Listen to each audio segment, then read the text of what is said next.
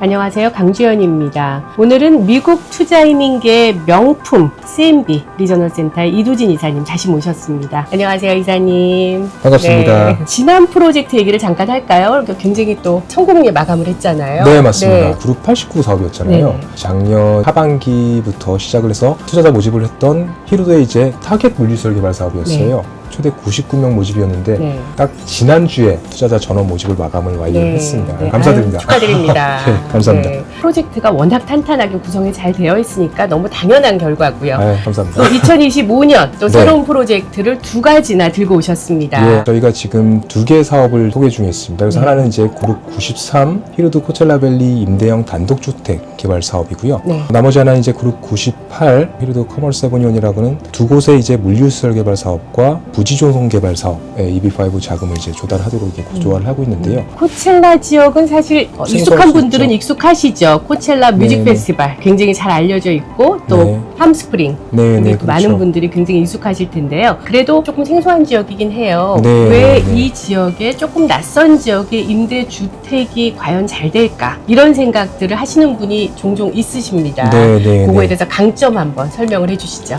예, 그래서 이번 저희 사업 같은 경우는 이제 팜스프링 지역입니다. 이 지역 같은 경우는 이제 LA에서 동쪽으로 한 180km 정도 떨어져 있죠. 그 중에서도 이제 가장 부촌으로 꼽히는 이 라코인타라는 지역하고 네. 이제 바로 이제 인접을 하고 있어요. 저희 프로젝트 부지가 은퇴한 부자들이나 아니면 셀럽들이 이제 와가지고 어떤 최고급 별장들을 갖다가 보유하고 있는 지역이에요. 그러다 네. 보니까 수백만 불에 달하는 이런 주택들이 즐비하고 있는 그런 그렇죠. 지역이잖아요.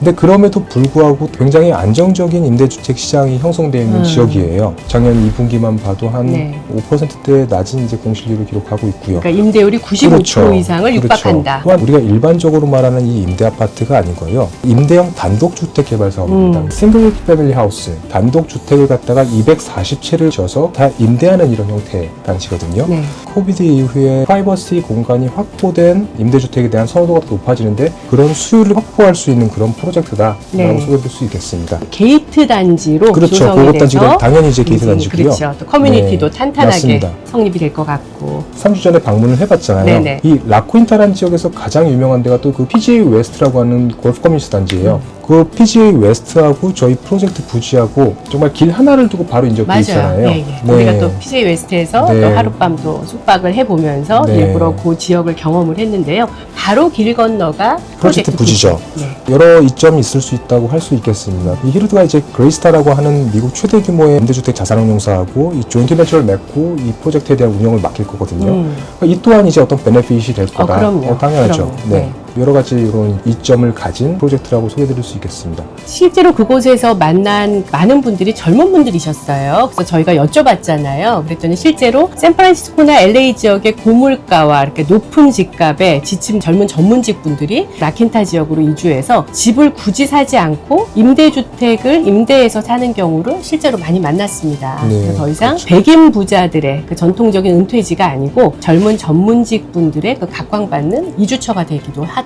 네. 이런 거였죠. 네, 그러면 또 다음 프로젝트 한번 살펴볼까요? 커머스 에버니원이라고 하는 히루드의 이제 가장 주력 사업이죠. 두 곳의 물류시설 개발 사업과 그 부지조성 개발 사업에 저희가 이제 EB5 자금을 조달하도록 네. 이렇게 구조화를 하고 있습니다. 그래서 원체 히루드 같은 경우는 저희하고 진행했던 그동안의 40건의 사업 가운데서 70% 정도가 물류시설 개발 사업에 EB5 자금을 조달했었고요. 히루드의 주력 사업이죠. 맞습니다. 예. 또한 히루드 같은 경우는 물류시설 개발 사업을 진행하는 부동산 개발사 가운데는 가장 네. 최대 규모의 회사라고 이제 생각하시면 될 것 같고요. 넘버 원이라고 얘기하면 되죠? 예, 그죠? 맞습니다. 네. 그렇다 보니까 히루드하고 이제 협력을 하고 있는 입주기업들 자체도 물류시설을 가장 이제 필요로 하는 예를 들어서 아마존이라든지 타겟이라든지 월마트, 뭐 페덱스 등과 같은 네. 이런 미국의 유수의 기업들이 히루드를 통해서 새로운 물류시설을 확보해 가고 있습니다. 그러니까 이런 점 자체가 어떻게 보면 다른 일반적인 물류시설 개발 사업을 진행하는 상품과는 차별성이다. 네. 이렇게 소개드릴 수 있을 맞아요. 것 같은데요. 제가 여기서 또 한 가지 질문을 드리자면 네네네. 경기가 불확실성이 높아지는 이때에 과연 물류 산업이 예전처럼 계속 좋을까? 이런 거에 대한 질문을 품는 투자자분들이 계십니다. 네. 그래서 히루드 같은 경우는 그 중에서도 대규모 산업물류 단지 조성 개발 사업이 가장 큰 사업 분야거든요.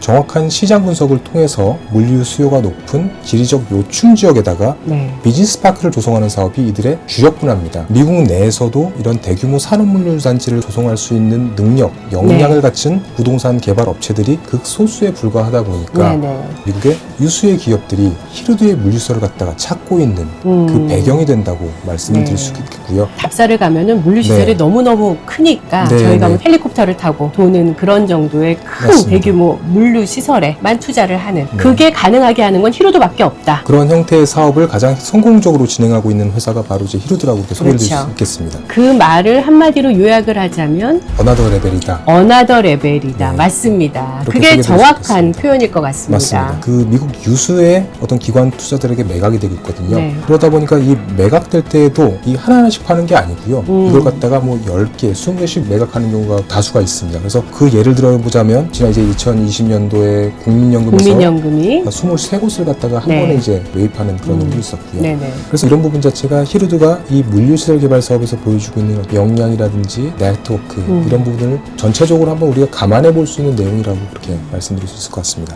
이상으로 2025년 명품 리저널 센터 CMB와 히루드의 그 신규 프로젝트에 대해서 알아봤습니다. 다음에 또 뵙겠습니다, 이사님. 불러만 주시면 언제든지 오겠습니다. 네. 감사합니다. 네, 감사합니다.